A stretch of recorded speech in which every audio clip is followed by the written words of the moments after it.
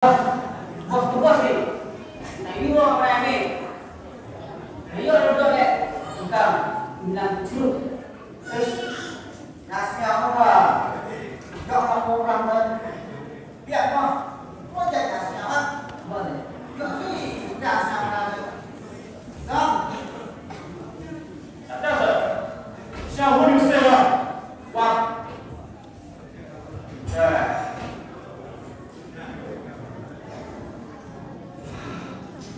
Apa ini?